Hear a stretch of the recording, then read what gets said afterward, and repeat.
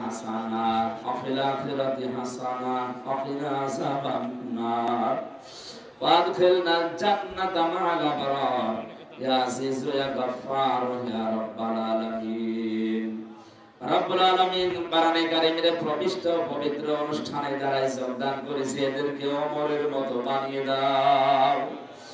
মাহফিলে যেভাবে সহযোগিতা করেছে আল্লাহ, তোমার বান্দারা তাদের সাধ্য মতো যেভাবে টাকা পয়সা দিয়েছে ওসমানের মতো কবুল করে নাও। মাহফিলের প্রধান অতিথি আমাদের এমপি সাহেব জনাব শফিকুল ইসলাম শফি ভাইকে কবুল করে নাও।